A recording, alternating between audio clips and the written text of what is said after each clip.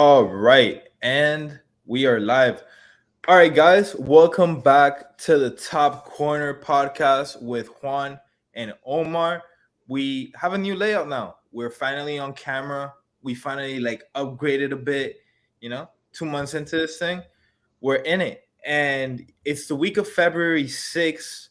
A lot has happened in the last week with the transfer window closing. There's been drama.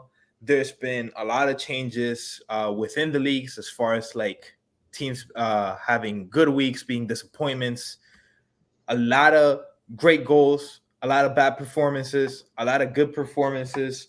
And I'm here with my co-host Omar, man. Omar, how you doing? Chilling, dude. Like always. I'm just excited to talk some footy. Yeah, man. And if you're new to the pod here, I mean, it's just two homies just kicking it, talking some ball, and I mean, let's get right into it. I think one of the biggest topics right now, and one of the funniest topics as well, is the Chelsea spending saga. They've signed 18 players, is pretty much a full starting 11 and a bench. 601 million pounds. You can transfer that to dollars or euros, however you want. But yeah, dude, I mean, what do you have to say about that? It's crazy. Todd Bowley, their owner, American owner, just throwing money at the problem with Chelsea, basically. And it's insane. They brought in world class players. They brought in some unknown, relatively high, high ceiling, raw prospect players like Fofana. Enzo, I still feel like he still has a lot to reach as a high level midfielder. Modric as well. It's a big risk and a big investment that they're putting in these kind of younger players. Yeah, dude. I think Mudrik and Enzo obviously being the most exciting players, but you put that amount of new talent around in such little time, I guess one of the worries is how they mesh. And I mean, we've seen in some of the recent games, Chelsea are one of the most boring teams in the Premier League, and we'll get more into that later. But yeah, just a full thing, just a full saga with it. Georgian Club has some words to say. If you want to cover that, Omar. Yeah, he basically said like, I won't say anything without my lawyer, because he feel like, I guess he feels like he doesn't want to say like anything wrong, doesn't want to offend anything, doesn't want to put his real thoughts out there. But I'm sure in his head is like, where the fuck did this money come from?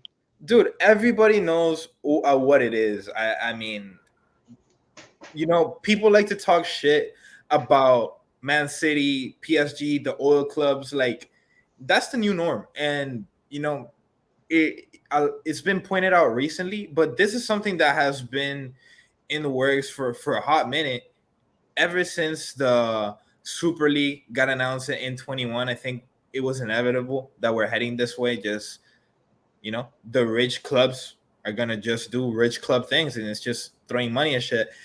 Pep Guardiola also has some words to say. It's none of my business. He's just focused on winning games. And then coaches, everybody, like, we all know what people are thinking, and it's no secret. If I think right now, like, if it works out for Chelsea, great. But I think all of us, especially if you're a fan of a smaller club that constantly gets abused by these like big clubs with getting your players taken from you or just getting crushed in matches, bro, you want to see Chelsea crash and burn with this type of strategy, just because it's like you can't just expect to, like you said, throw money at the problem and expect everything to be all right. If it works, great, but if it doesn't work, I'm definitely gonna have a good laugh out of it. Yeah, especially it's been like, I think the main problem that everyone sees with Chelsea, they don't have a striker. They don't. They've Havertz playing striker and he can't finish the ball for his life. Like, if you're gonna throw money at the problem, you're signing all these wingers, midfielders, and but where's the striker? Like, you had Lukaku, he did bits for you, then you got rid of him, and then I see Fofana maybe being an option there for them as a nine. but his ceiling is not as high as other players out there. So I still want them to address that problem because their defense is fine. They're one of the most better defending clubs right now in the Premier League. Their keeper Kepa, he's mid, but he's good enough to be their keeper, especially with Thiago Silva, Reece James, Cucurella in the back, and Barishile. I think that's how you pronounce it. Sorry, Chelsea fans, if I'm pronouncing that wrong. But I really like their back line. I like Enzo kind of controlling their midfield, but I don't like what's around in the front to attack. I like Mudryk as a winger option. He needs to shoot more because in that game against Fulham, he had a good few chances to get a nice shot through, and he decided to pass it, and it led to a dead chance, tough angle for I think it was Mason Mount making an overlap run. So strikers, man, Yeah, a poacher, a goal scorer. Go get fucking Ronaldo. He wants a club. you know, he'll take a cheap deal. And maybe, with all that money, maybe you can buy him out of Saudi Arabia. It'll be fun. Exactly, dude. Like outdoing the oil club, out oil clubbing the oil club will be a very oil club thing to do for Chelsea. But we'll see how it works out. And speaking of Cristiano, it was Cristiano's 38th birthday this week. Happy birthday to Cristiano Ronaldo, greatest player to ever do it. Okay. Fact, Relax there. uh, Relax. I mean, No tiene un mundial. He doesn't have a World Cup. say what you want. Like, can you point to any iconic goal that besides the run versus Madrid, like that was 10 plus years ago, like a goal like Cristiano had with the Chilena in the Champions League for Messi? I mean, when you're talking about spectacular and you're talking about blockbuster, like you can't deny that. Like Cristiano is that, and like 20 years from now, you're gonna be talking about remembering way more Cristiano goals from how spectacular they were, uh, than Messi. Just like Messi is also a monster, but just my I opinion. mean, if you're gonna say about famous goals, I'll give you the one against Bayern. Put Jerome Boateng, who was considered the best defender at the time, on the floor playing Twister, and then chip the best keeper in the world at the time in the Champions League. Yeah, That was one of the nicest runs too. And as well, I would give Cristiano one thing about being the greatest. He's the greatest goal scorer of our generation in all time.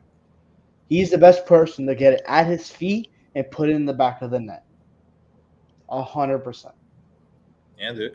And then, I mean, with that, Cristiano, we found out a pretty interesting fact. It was Cristiano wasn't the only one who was a birthday guy this week. Mr. Neymar Jr., currently injured for PSG, but another skillful player came from Santos in Brazil, went to Barcelona. Barcelona legend in my book, no matter what, even if he left and had a problem with at the club. But I'm still gonna love him. I still support his career. I wish he would win a little more than he's done. The Champions League loss with PSG against Bayern a few years ago was pretty painful for him. But hopefully he can win something more with PSG.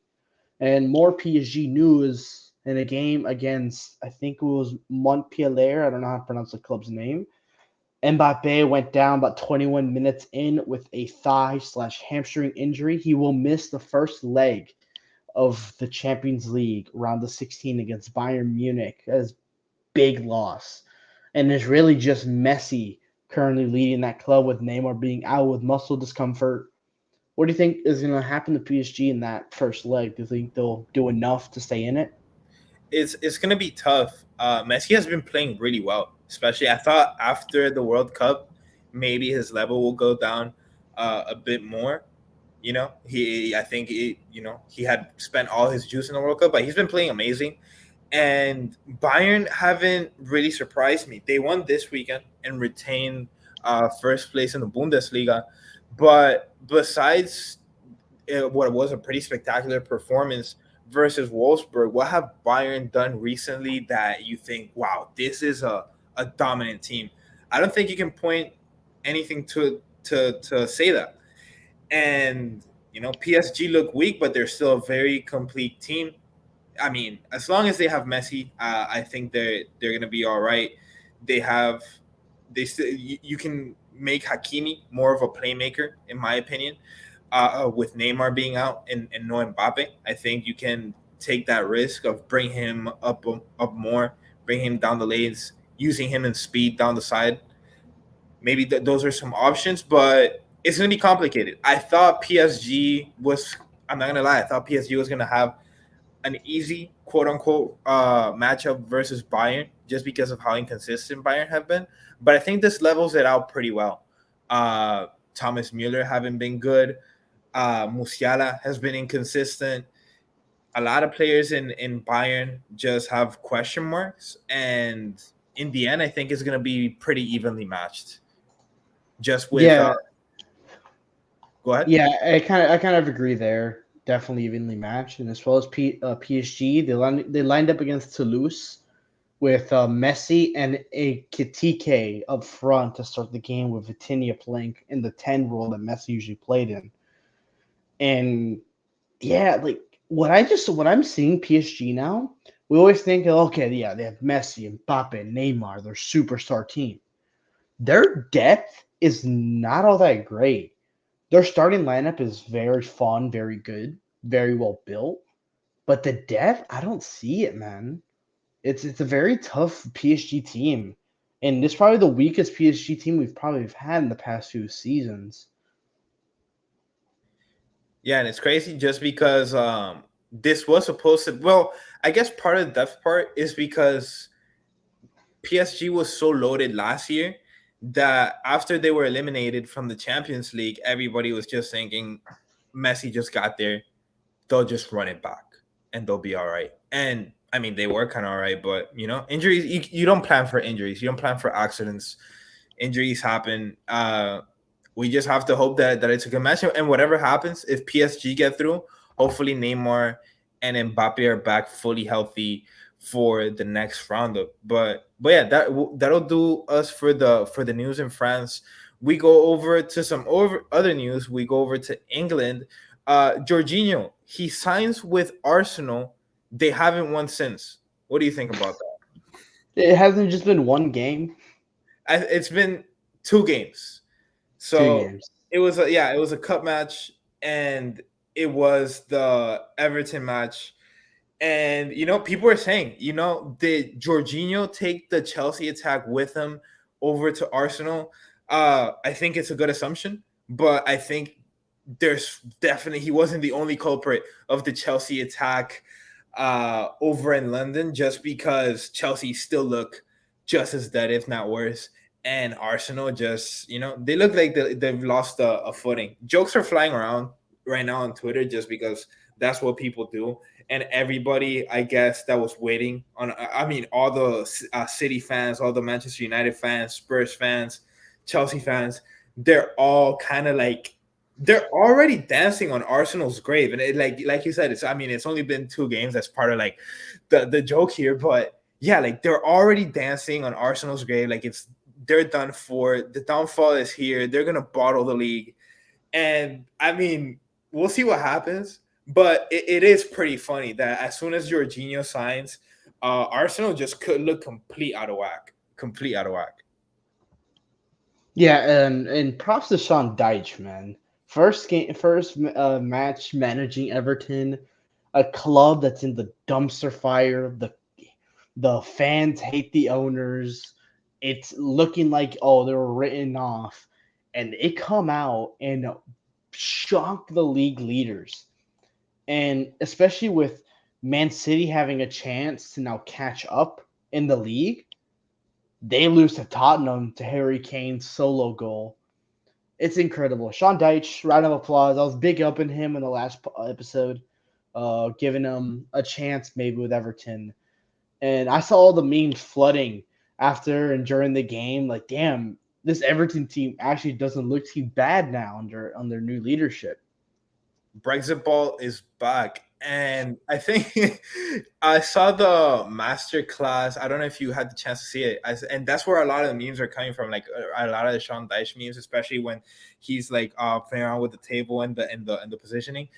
He had the master class episode, and He was talking some strategy. He loves the 4-4-2, and to put it in a nutshell, yes, he was like he talks strategy and all that, but there's a big emphasis in like effort and physicality and just taking risks. Like, I love the way sometimes, and then I guess if you were to see it in a real game, you would say it's a defensive fault, but he takes risks by design. By if the ball is on the left side of the field, he's gonna put a majority of his players in pressure and leave spaces open all on the other side, just to create that pressure, try to gain the ball back and play that intense physical football. And it was just great to see him break it down. And yeah, dude, Brexit ball is back. Hopefully, Everton can save themselves once again.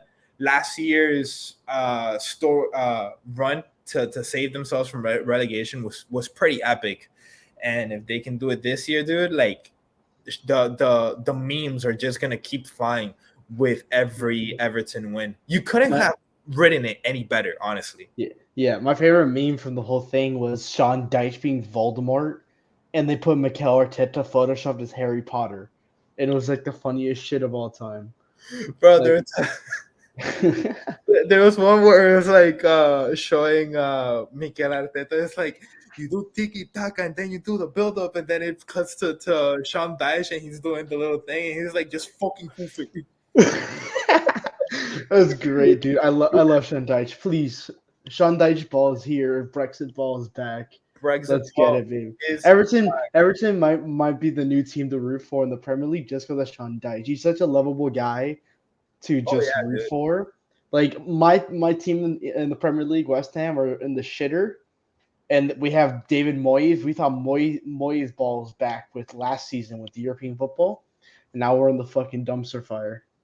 Yeah, dude, it be like that sometimes. And that's the other thing you gotta love about the Premier League. The turnaround every year is just insane. In a lot of leagues, I won't say any names, but it's sometimes a one league, a one team league or a two-team league.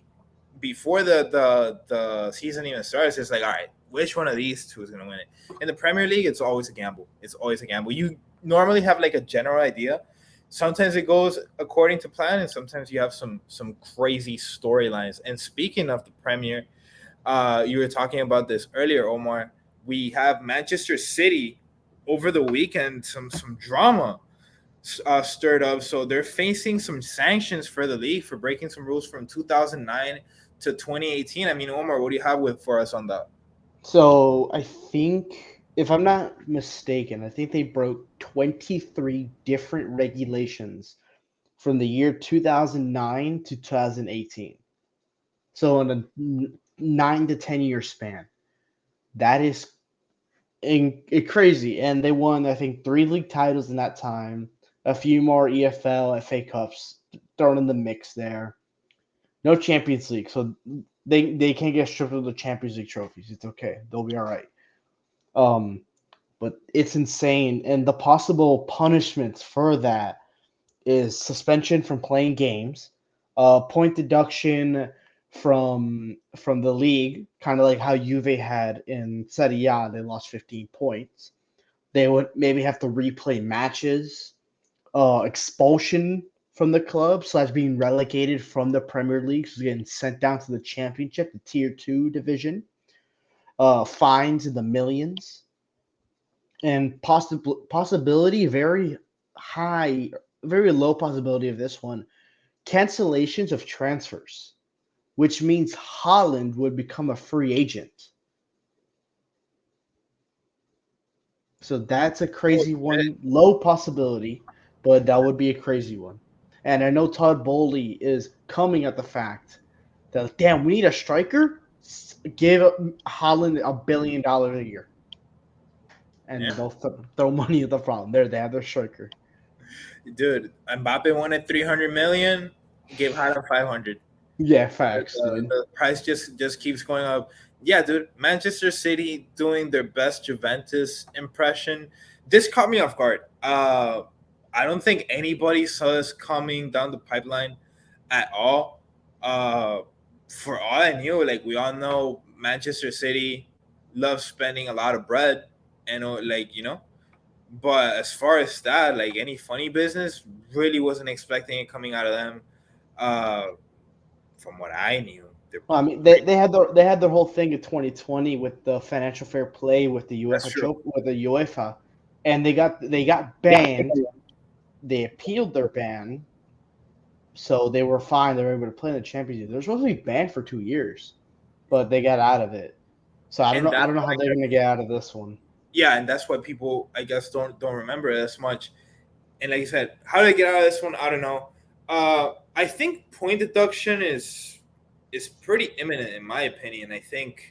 I mean, it would like I think right now, especially if Arsenal starts stumbling, they'll be primed to take the league over, and anywhere from 10 to 15 points, and that's it. You're talking about GGs from probably even European competition. It'll be really hard to overcome that. And just like always, jokes are flying around. They're talking about Haaland is going to break the record for most Premier League goals, score 40 plus as Man City goes down into the championship. Yeah, dude. Especially with a 15-point deduction. It's so crazy. They'd still be ahead of Chelsea and Liverpool with a 15-point deduction. Oh my They'd be God. they'd be in eighth place, pushing Man United to second, Newcastle to third, Tottenham into the Champions League of in fourth, Brighton in fifth, Brentford in seventh, and Fulham in eighth. So All right. crazy. We'll see what happens. Most likely scenario, in my opinion, is going to be point deduction. I don't know how crazy it'll get. Like, depending on who's doing the sanctions, especially if the Premier League is involved, money is of the matter at all times. And if Manchester City is in the running, it's good for ratings. So I would say it would surprise me if it's more than 10 points. I'm gonna put it at 10 point deduction. Uh, I if there is a sanction this year. Yeah, I think it's gonna be like a 10 million fine, and I feel like possibly they might do a point deduction for next year. Keep this race going as it is, and then give them a point deduction next year. Because now we have Man United kind of joining in on the party, possibly with just 3 points behind Man City, 8 points behind Arsenal. Arsenal still have a game in hand to play, so they're kind of joining in the party. I just realized Newcastle was 10 draws with one loss, 10 wins. There was an interesting stat about Newcastle. They had not conceded at home since the World Cup. It was insane. They ended up conceding versus Southampton, but they were going on an insane run, and they have not lost at home in a long minute. This is a team that I feel like at home, every time they play at home, I'm gonna bet on them now, just because I think it's like 12 or 13 games that they've gone unbeaten at home for Newcastle. They play a really boring style of ball, in my opinion. Uh, they had kind of caught fire right after the World Cup for like 2 or 3 weeks, but after that, they've come back down to earth. And I mean, it is what it is. They're falling a bit from Champions League contention, in my opinion, but they've been doing really well in the Carabao Cup, and I mean, we can get into that now. They played the Carabao Cup, Newcastle versus Southampton. They beat them. They beat Southampton 2-1 with 2 goals from Longstaff. You could have said it could have been three on a beautiful through ball that Guimaraes put through for Longstaff, but on a volley it was just wide left. So yeah, dude, what do you think of this one? It kind of Southampton are just not built like they're a solid team in terms of the Premier League. They're currently not having the greatest season. I believe they're just in the mid-table. Like, oh no, they're actually bottom. Never mind, they're actually in relegation. They're 20th. Yeah, not a great season from them. I thought they were mid-table. I think I'm confusing with Nottingham Forest.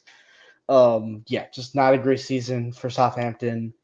Maybe this was a solid run semifinal, but I think they would have loved to make the final of the Carabao Cup, so they kind of have like a bit of consolation prize. So like, hey, we made the final, or we won the Carabao Cup. We got some silverware this season, despite getting relegated.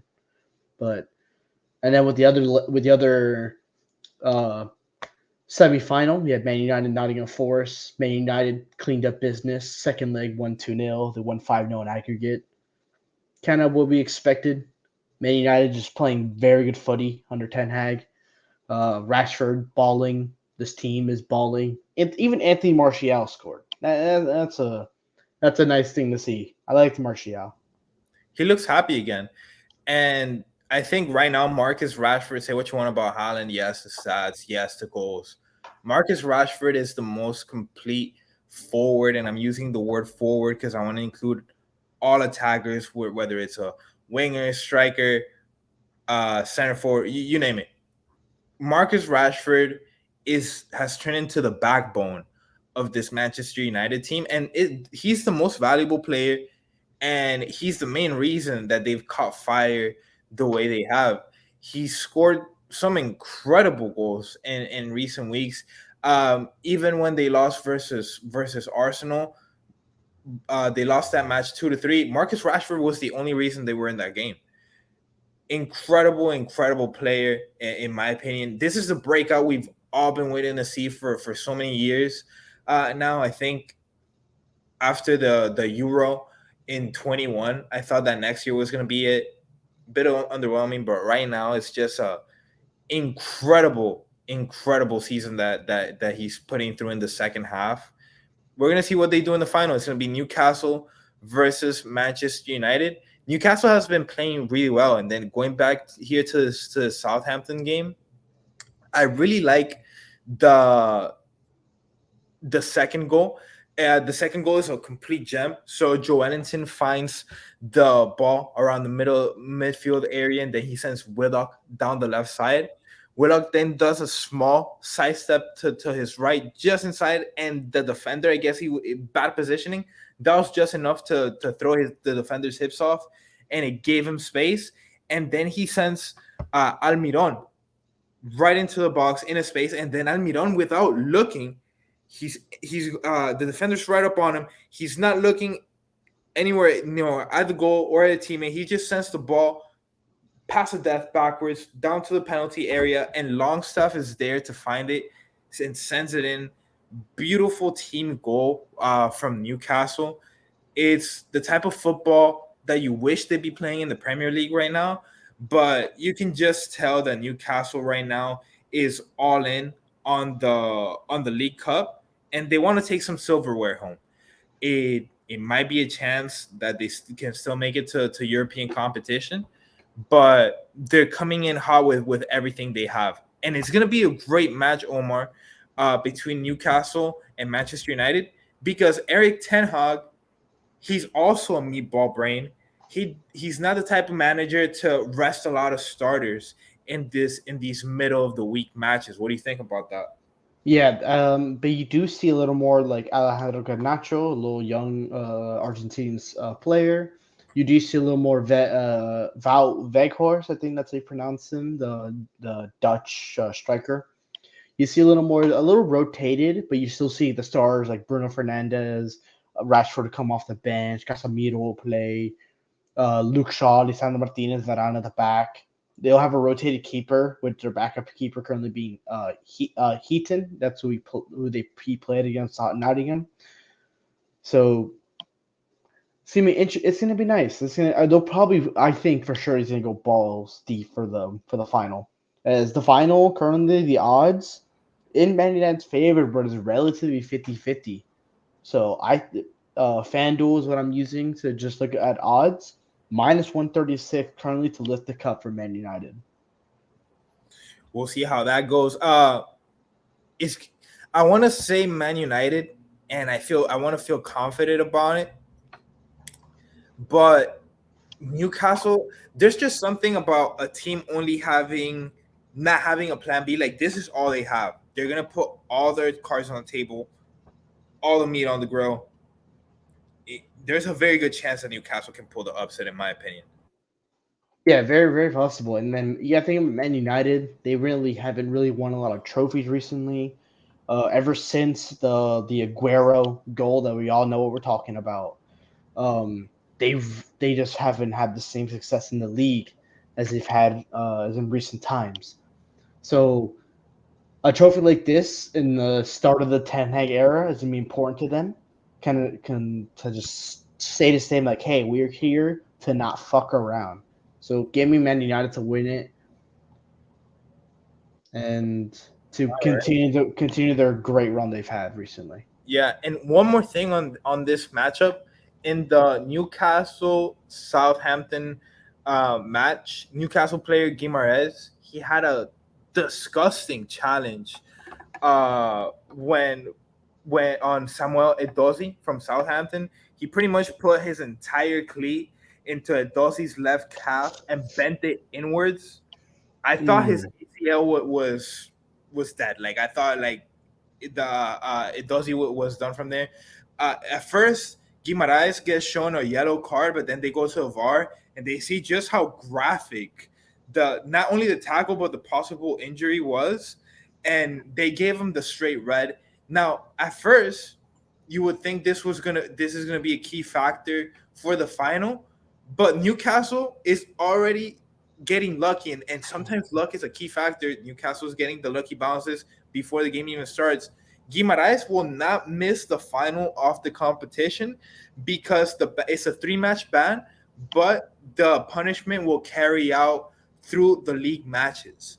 Yeah. So the finals gonna be February 26th. Before they get to that, of course, Newcastle is gonna play more than 3 matches, so that's gonna get served throughout the league.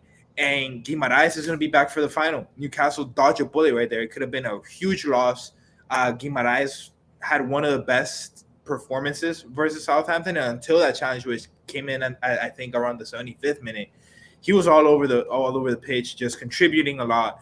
And it would have been unfortunate if he missed it. But we hope Samuel Edozie is okay, and we hope for a great final between Newcastle and Man U. So Hell yeah. we're gonna go ahead, get on the plane.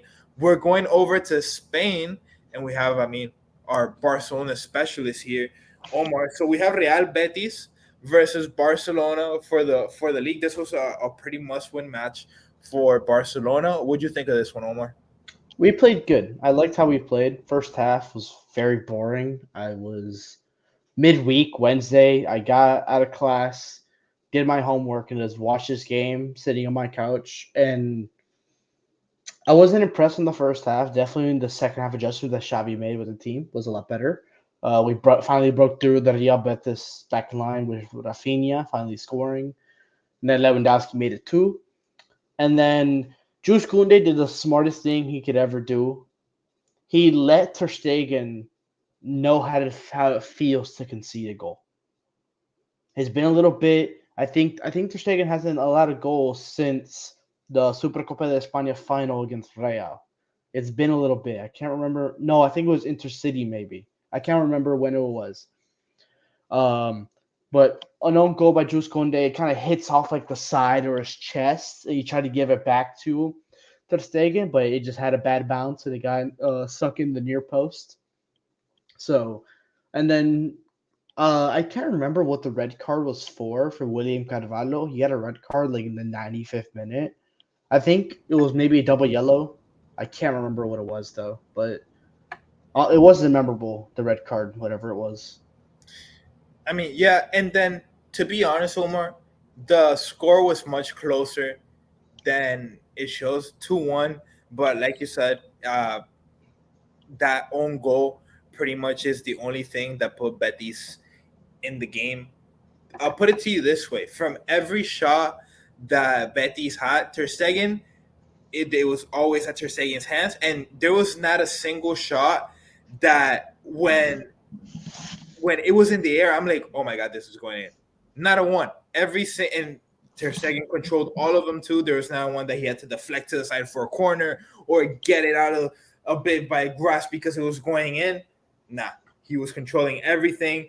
And Barcelona's playing a really exciting brand of football right now. Right now, Xavi, I think he has reinvented himself. Barcelona was coming from everywhere. They were trying to going forward runs down the side with through balls and speed for crosses, all their crosses low because they love that shit. they're just not an aerial team. They were shooting from long distance. Lewandowski had a couple chances that were really close. uh they were getting up inside the box, and instead of like touching around and trying to find the open lane to where it's a clear open shot, getting in the box, whatever chance they get, going ahead and shooting, see if something happens. Sometimes it'll go for a corner, sometimes you get a bounce inside, another guy can get the rebound into the goal. It's exciting, and they look different. It's not the same old tiki taka Barca, and I think it's a healthy change for them. I think that's the main reason they look so dominant in the league. And right now, dude, Europa League, a lot of people like to make fun of the Europa League, me included. Right now, we have a really exciting match coming up. It's going to be Manchester United versus Barcelona. Two teams that right now are red hot. If you're talking about the top five most on fire, most informed teams right now, Barcelona and Manchester United have to make that list if you know any type of ball. Yeah, for sure. And especially for this game against Real Betis, my man of the match is probably an unorthodox one. It was Alejandro Balde. Balde had an incredible game from left back. He was up and down that wing. Gavi's playing like left wing, but it's more like an inside forward type of positioning. He's kind of play like a left forward, so he's a little more inside. Balde kind of takes that left flank. He was whipping in those low crosses all day in the dangerous areas to Lewandowski, Rafinha when he was there, and up and down, defending very well, attacking beautifully, just beautiful stuff. I've been loving how this team is kind of forming now, kind of midway through the season, and now that we have a pretty big lead that we'll get into in La Liga, I'm enjoying life and for the league especially. Yeah, dude. Uh, we'll talk about the Real Madrid game that happened right after. They ended up getting that W, but obviously the weekend, uh, a lot changed. And then, yeah, dude. I mean, Barcelona right now, very informed. I mean, not much more to say about them. Now we're gonna get into a bit of a quick fire round. Just go through the rest of the Wednesday matches in a quicker format. So not Man U versus Nottingham Forest. I mean, we kind of already covered that, but just one more time, Marcus Rashford. That's all I'm gonna say. Yeah, him. He's him. Fiorentina versus Torino. That was an okay game, but then moving on to the next one is gonna be Roma versus Cremonese. So this one was a real shock. Roma were super big favorites uh going into this game, and the Coppa Italia quarterfinal, I think for Roma, they've had kind of an inconsistent year. This was hopefully an aspiration for them, and this was just a big shock for me. I mean, what do you think of it? Dude, Cremonese is on this like magical run. They're winless in Serie A, and they're currently in the semi-final of the Coppa Italia.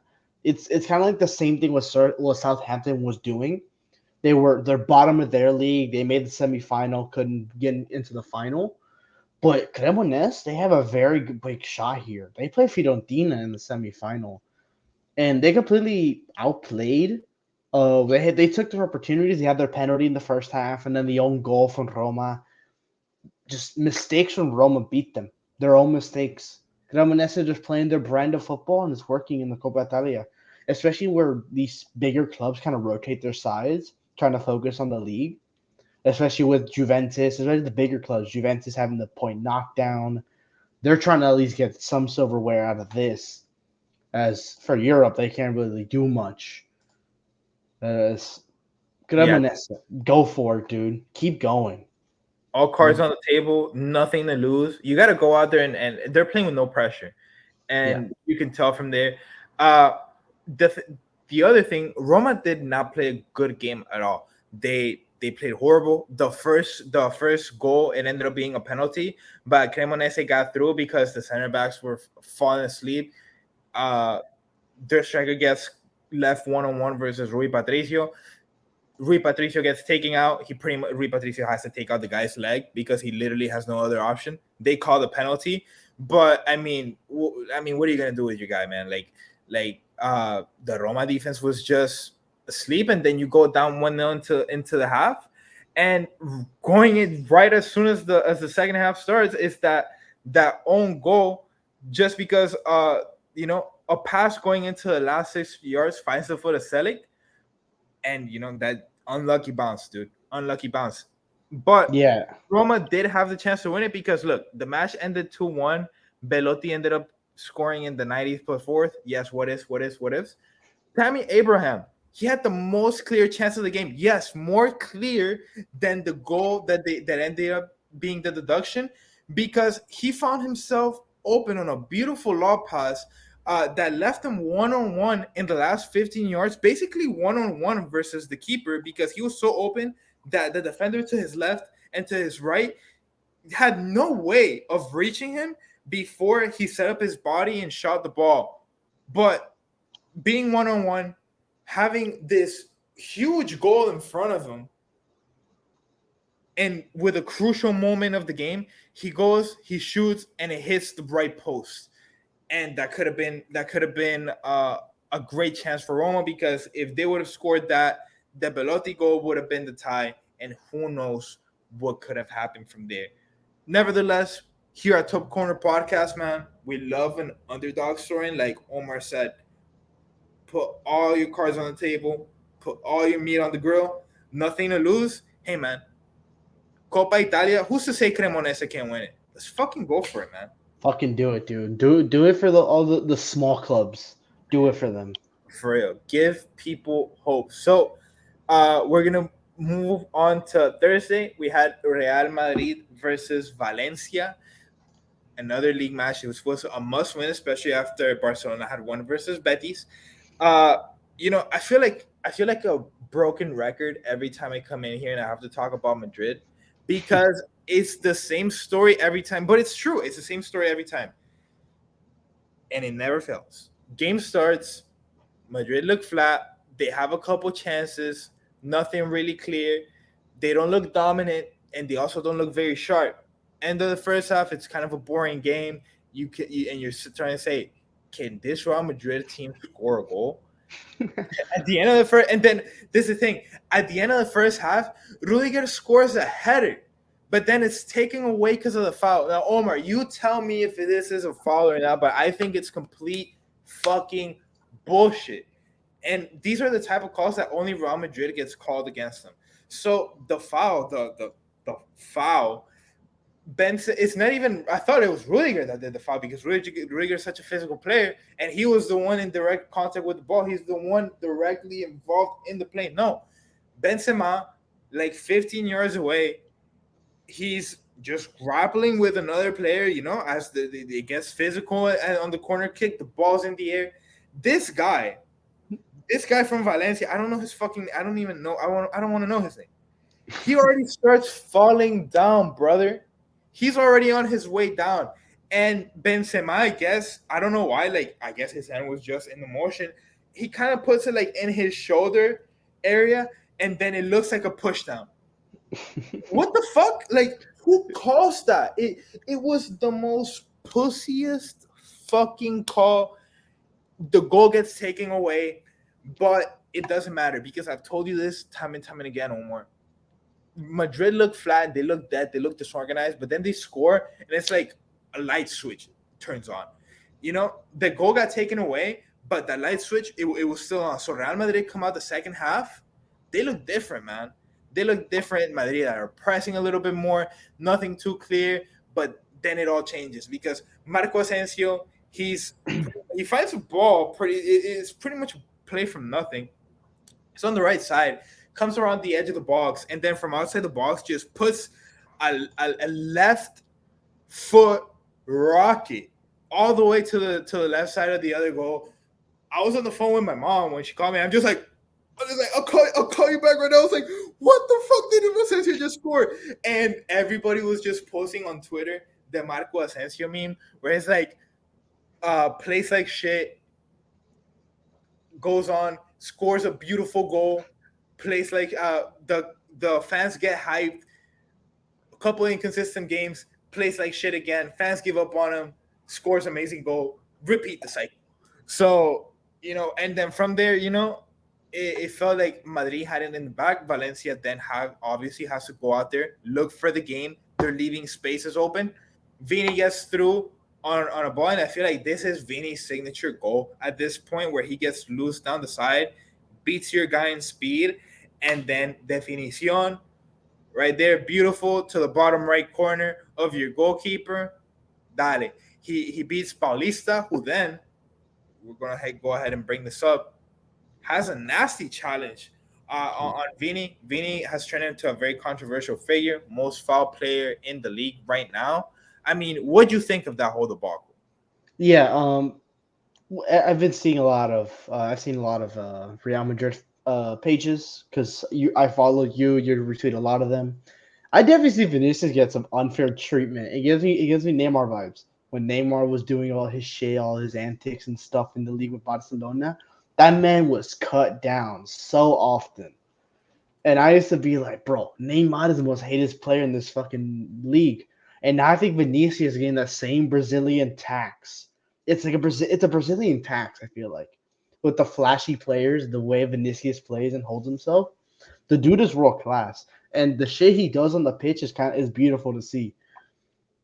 But yeah, he just gets cut down. I saw the foul. I was like, bro, you just can't be doing that on a football pitch. Dude, That is disgusting. he lost his fucking mind. And this is the thing. Vini got very lucky. When the kick goes in, you see it in slow motion.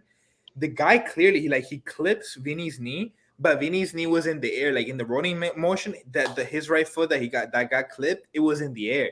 So he pretty Hmm. much just gets tripped up. But if that was his pressing foot on the ground, like that could have been a bad injury because he would have like bent his leg completely inwards. And yeah, dude just gets shown a straight red. Guy loses his mind. And this is my thing. And for any European fans, I guess you guys can answer me this.